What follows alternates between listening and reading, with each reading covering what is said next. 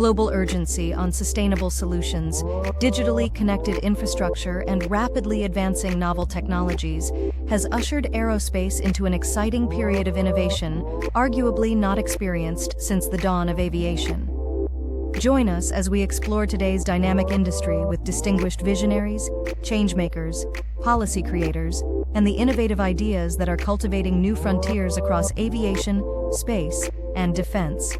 This is Wheels Up, the future of flight, with Alex Ramirez.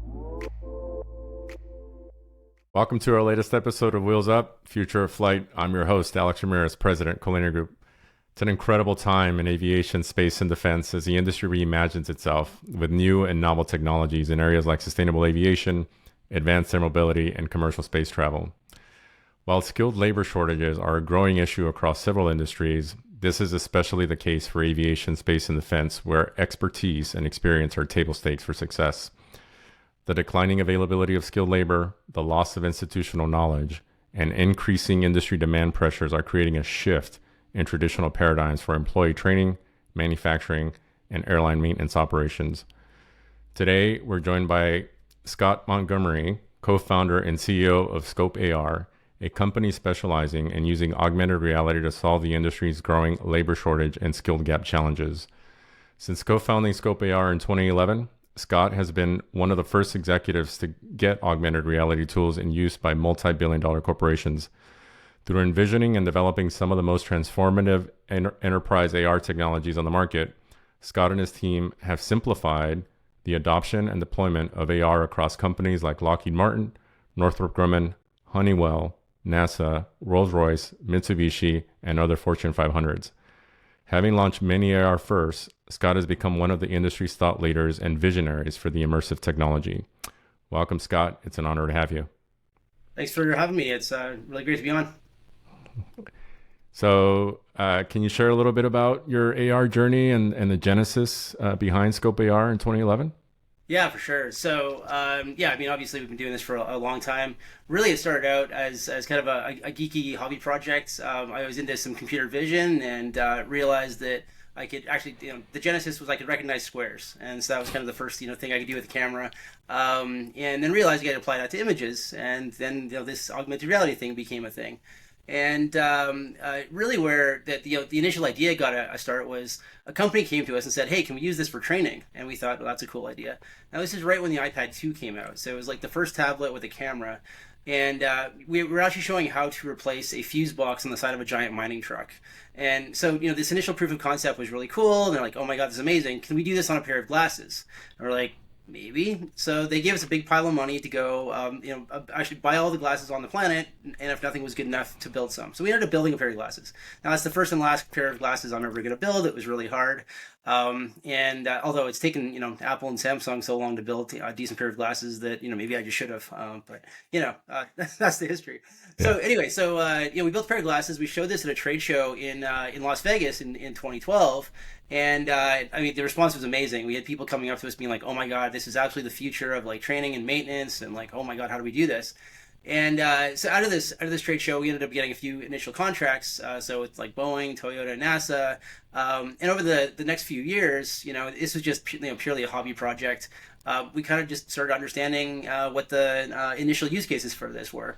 And in 2015, we ended up racing around. That was when Google Glass was popular. We totally thought that, Apple was going to launch their glasses like in 2016, 2017. And here we are, and Apple just did their thing. Wow. But in the meantime, we've been able to get, some of ththose amazing customers that you mentioned off the top and doing amazing things like building space shuttles and building aircraft and satellites and stuff like that. And, the market's really evolved, and, we've definitely been there since the beginning of the journey. And so it's exciting to see where the market is right now. That's awesome. Yeah. You just mentioned a key word there, right? Use cases, which I'll ask about here in a minute. But before I do, folks hear augmented reality, virtual reality. Can you share a little bit about what AR is and, all your learnings and what is AR and how is Scope AR's offerings unique to the marketplace? Yeah. So, at its essence, augmented reality is all about augmenting your reality. So what that means is placing three-dimensional content. We live in a 3D world, overlaid on top of your real world. So there's a couple ways you can do that. One is through a phone. So if you're looking at your, through your camera in real time, we can superimpose 3D images on top of that camera feed. And another way, or I guess there's kind of three ways we can do it now. One is looking through a pair of glasses, like a pair of sunglasses, where you're actually looking through your real world, and we're just overlaying selectively through the lenses 3D content. So that would be like a Microsoft HoloLens. And then the newcomer to the market is like what Apple's done. So the Apple Vision Pro, where they call it, it's more like mixed reality. So it's an opaque display. It really is actually VR, except you can see through it. So you can see your reality. You are looking through a camera and a screen, but you're overlaying those 3D images on top of it to kind of have the same effect. So what this is just overlaying relevant information on top of the real world. Now, the way we apply this is, the way that we learn and the way that you get information the best into your brain is through your eyes, through your visual cortex. And that's really, incredibly powerful for a lot of different things. So, if we think about the old way of doing training, and in a lot of cases, the current way of doing training, you're reading a manual, you're flipping through a book, you're memorizing it, and you're doing it over and over and over again, rote memorization, so that information is in your brain when you need it. That's really inefficient, because you might read something 10 times to only need it, or 100 times potentially to only need it once. And so, if you can actually see that information while you're working, that's much more efficient. You're literally getting on-demand information. And so that can apply to a bunch of different things. You can do, kind of micro learning, where you're learning the thing you need to do it right before you need it. So you could go in a back room, you could go through a procedure, get familiar with it, potentially on a Vision Pro or on a HoloLens or something. And then 5 minutes later, you walk to the factory floor or the hangar or wherever you're going to use this, and now you're doing it on the real thing. So now it's fresh in your mind. You're probably not going to forget it, or at least your retention is going to be a lot better than whatever you learned in the classroom months ago. And then you're familiar with it, and now it's on the real world, right? So that applies to training or pre-training. It applies to manufacturing use cases. It applies to maintenance use cases. And as you mentioned off the top of the podcast, in this era where we just don't have enough skilled workers, stuff's not getting any easier, any less complex to maintain. So this technology is really, really pertinent right now. Yeah, and I mean, you just teed up, Scott, my next question for you, which is where do you see the biggest value proposition use cases in aviation, space, and defense specifically? I mean, where are you seeing the biggest demand, and what are your customers coming to you for? Hey, can you help me solve for X, Y, and Z? Clearly, labor shortages, big problem across the industry, but what are the big use cases you're kind of seeing as a trend? Yeah, so certainly on the manufacturing side of things. So on the shop floor. So you're literally sitting underneath an aircraft or inside an aircraft. So it could be running fuel lines or wire harnesses or fasteners or something underneath it or whatever or on the frame. Yeah, like if you think about the old way of doing things, you're on a factory floor and you've got one manual, and that's this paper manual. It's there's one of them because if there's a new revision, you don't want to mistake a wrong vision. So you've got to go to the side of the factory floor. You got to check out this manual. You've got to memorize what you're supposed to do. Then you got to go back into the area. And then do the thing. And so, there's a whole lot of areas for human error, misinterpretation. When I put together a piece of IKEA furniture, 9 times out of 10, I get to the finish line, I'm like, this last piece doesn't work. What did I do wrong, right? I just had a baby and I built a crib, and that was exactly the case. And you got to tear it back down and do it again, right? Well, when you're building an aircraft, that's not really viable. You can't make those mistakes. That's very expensive. And so being able to see, what you're supposed to do in front of you is an incredible way for you to understand, the task in front of you. Not only that, but we're actually capturing all the data around what you're doing. So that's fantastic for compliance, for quality, for inspections. So it really reduces a lot of the overhead of many tasks. So that's a shop floor activity. Then there's, maintenance activities as well. So sustainment. So, being able to look in an aircraft and know that okay, I've got to pull this off and I got to pull these fasteners off, and And again, that data compliance piece, that data capture piece is really important. I was talking to one of the VPs of VP of maintenance of an airline recently, and his eyes kind of lit up when he started talking about the fact that you can't see the next step before you've signed off on the current step. And this is like a single bolt. Like you remove a bolt and you have to, in your app, check it off, and then you get the next step. And we're recording the screenshot, recording who it is, because he's got to sign in, the timestamp, all that data, and it goes directly into your system of record. He's like, oh my God, like his eyes just lit up. This is insane. And another, somebody from a separate airline, they mentioned, the mountain of paper they have to do. The current way airlines work is, every time you remove a bullet, you gotta, that's gotta be recorded on a piece of paper somewhere. Then that piece of paper has to make it somewhere else, probably in a different city, to some different back office, into this mountain of paper. And that mountain of paper somehow has to make it accurately inputted into a system of record. And, there's a lot of places where that can break down. And when it does, you have this problem that Boeing just had, where they lost the door and they literally can't find out who worked on it, why those bolts were installed. There's no paperwork around it because somewhere in this chain, it all broke down. So we keep hearing about these issues in the airline industry, and whether it's manufacturing or maintenance, and having that, paper trail, but not paper trail, immediate paper trail is like incredibly important, incredibly valuable for across the airline industry. I think those three use cases, they all kind of blend together. There's the training a piece of it, there's the manufacturing piece of it, there's the the maintenance piece of it, and we definitely see a mix of those across aerospace, defense, airlines, that type of thing. Yeah, clearly a big need right now for this kind of tech, and across the industry, as you just mentioned, but. The technology has been around for a while, right? You guys have been around since 2011. So why do you believe that this is, AR just hasn't blown up across the industry and, isn't more regularly found in a manufacturing and aftermarket environment? What are you seeing as the biggest barriers for AR adoption? And do you think those still exist, or have they been overcome by, most recent advancement in technology? Yeah, by far the biggest answer to that question is hardware. When we started in 2011, it was iPads that were, pretty slow. They had really crappy cameras. You need a really good quality camera, plus a bunch of other sensors to be able to, have a good understanding of the spatial world, so you can accurately, put the virtual world on the real world. And so it's not just cameras; it's like CPU power and memory and all the things that have just come a long way since then. And then you've got, the glasses. So, by far the best pair of glasses that we find is really relevant on a manufacturing floor is the Microsoft HoloLens 2. It's still an old device, but it's kind of an oldie and a goodie. And it's got, just enough horsepower to be able to, have those sensors and then, mix all the data it needs to into the real world. The Apple Vision Pro, fantastic. It's got way more horsepower, way more sensors, way more cameras on it. So it's got obviously a much bigger thing. But then there's the actual fit with where you need to be.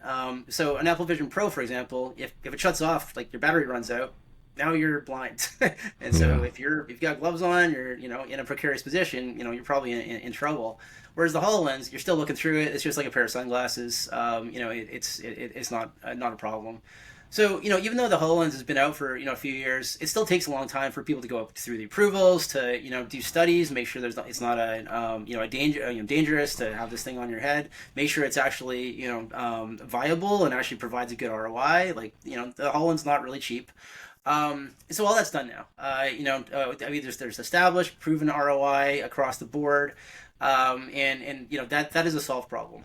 The next big problem was content creation, and cool. We have this thing. Well, how do I create work instructions for this thing? So a lot of companies, early on, were trying to just take paper documentation and put it on the glasses and have it float in front of you. Well, that's not super useful. That's like, a small step up from going to the side of the factory floor to see this thing, right? What you really want is contextually relevant data that, shows up and gives you a lot of information, but only the information you care about right now. Because, as great as our brains are, too much information can be overloaded. And, we want to focus on the tasks we have right now, and all we want is the information we care about right in this instant. And so that's where we come in. We've built this really great platform that makes it easy to create this type of content at scale, along with all the security stuff, so cybersecurity, revision management, all the things you need to be able to deploy this at scale. Right. And I guess the last barrier is just awareness, which comes with ROI. And so, it takes a while to get to the C-suite, to, first of all, understand that other companies have kind of, paved the way. And, oh, yeah, there are, massive aerospace companies that are using these things to manufacture, planes and spaceships and satellites and stuff like that. But will it work with my factory? And so, but it'll gradually filter down to the point where this will become ubiquitous in the next few years. And I think we're really starting to see that. I think I'm really excited about, this year and what the awareness that Apple's brought to the market, because it does feel like we've finally hit critical mass and maturity where we've crossed the chasm, so to speak. So yeah, that's why I asked that question, right? It feels like there's a lot of the dominoes are lined up. It feels like that the market demand is there, the technology is there. I mean, it just feels like a great time to really start leveraging this incredible technology because we need it. Absolutely. But you mentioned just in your last comment there, hey, will this work in my factory? I'm sure that's a in my specific, everybody thinks they have a unique manufacturing use case or environment. But let's talk quality control, right? I mean, that's been making headlines in aviation, as you mentioned, this year, right? Highly publicized across the industry. How do you see AR technology solving when it comes to quality control? I mean, that's a big focus area right now across the industry, both in manufacturing and aftermarket, right? Maintenance operations. How do you really see this technology helping solve for that? Yeah, absolutely. So, I mean, by overlaying the 3D content of what's supposed to be there, and then providing these like real-time 3D work instructions, you're providing kind of foolproof guidance to a technician to be able to go do quality inspections. So, if you think about, something pretty basic where you just need to go verify that a bunch of fasteners have been put in. I mean, talking about, the Boeing use case with the door, right? If they had been using our technology and, it had been mandated that somebody go and verify that these 4 bolts were there, and, you're literally looking at the plane and you see the location of the 4 bolts on the door, and then, you see the first bolt and you have to click check, and then you see the next bolt and you have to click check, all in your field of view, that would have prevented that type of thing. And I think with current procedures with paper, it's really easy to glaze over it.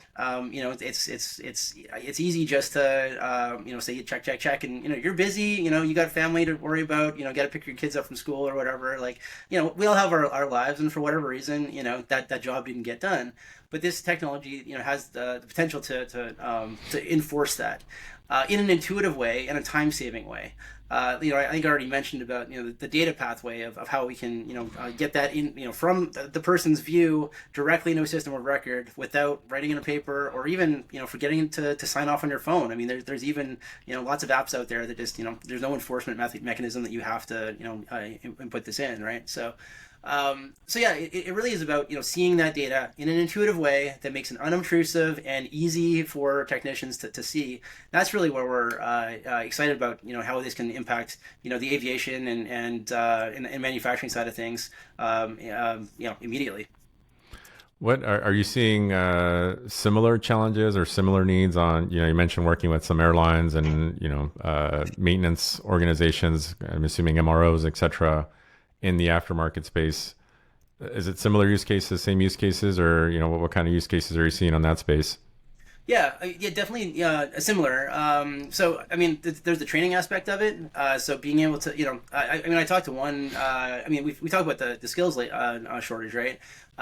So, back in I'm sure everybody on this podcast is going to be familiar with this, but back in COVID, there was, kind of forced retirements because the airlines were kind of burning the furniture to keep the lights on while everybody was stuck at home not flying, right?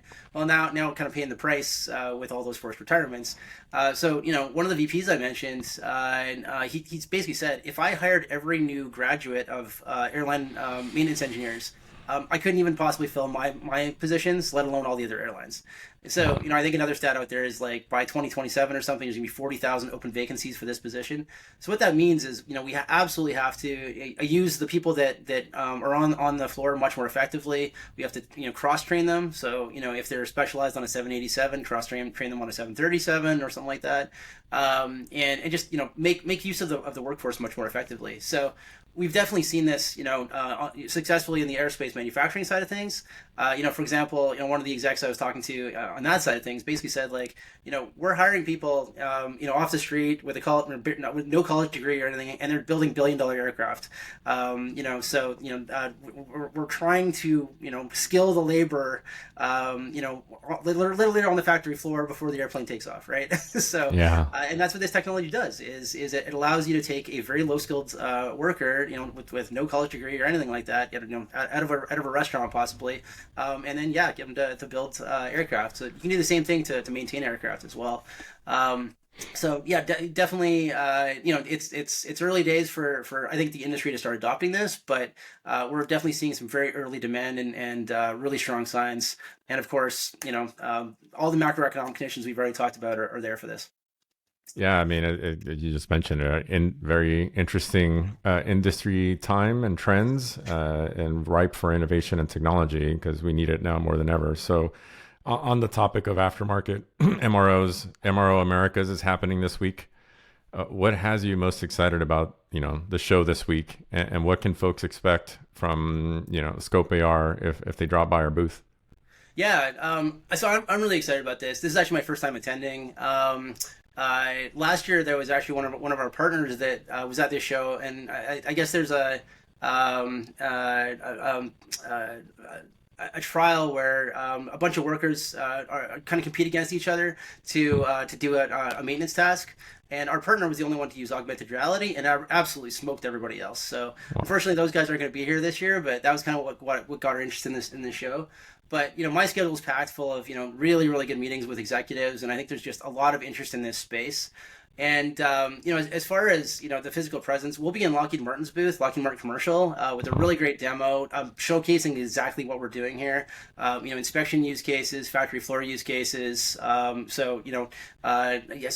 some really really cool stuff that we're really proud to partner with them on. Our booth, we'll have a couple more examples. One's an auxiliary power unit where you can kind of walk around in 3D and get a simulation of how you might tear this thing down. And then we've got a kind of a miniature turbofan, kind of showing how you might tear down a turbofan. So just really cool examples in person of how this technology is being used day to day in with some of the world's best corporations like Lockheed. So it's really exciting and really exciting to get in front of the right people with the demands that I think we can really solve a lot of the industry's problems right now. Yeah, I mean, being in Lockheed's booth is a pretty cool place to be, and you want to talk about a company that's solving some big industry issues. That's a pretty cool place to do it at. So, Scott, what's the best way for listeners to learn more about you, Scope AR? I mean, clearly, anybody that's at MRO Americas this week, stop by your booth, go check out your demos. But folks that maybe want to follow up with you after the show or want to get more info on either yourself or the company and your tech, see demos, etc., what's the best way for them to do that? Yeah, I mean, you can always email me. I'm Scott at scopear.com. Pretty easy to guess. Our website's actually, we're launching a brand new website, I think, today. Scopear.com, SCOPEAR.com. A lot of great, images, use cases that we've kind of shot over the years, and then I'd love to meet anybody at the show. We've got quite a contingent of the company coming and some great demos, and we'd love to chat with you. That sounds exciting. Well, I want to be mindful of time. So, thank you so much for joining us, Scott. The work you and the team at Scope AR are doing to address our labor and skill gap challenges is really impressive. I'm wishing you and the team an incredible show at MRO Americas, and look forward to hearing the aftermath and seeing some of the demos. So. Awesome. And for everybody, thank you for joining. And please join us for our next episode of Wheels Up, Future of Flight, as we explore today's dynamic industry with distinguished visionaries, change makers, policy creators, and the innovative ideas that are cultivating new frontiers across aviation, space, and defense. Until next time, thank you. Thanks again, Scott. Thank you for listening to this episode. To capture all the latest from Wheels Up, Future of Flight, you can follow us on LinkedIn. Be sure to click subscribe to get future episodes or visit us at collineargroup.com.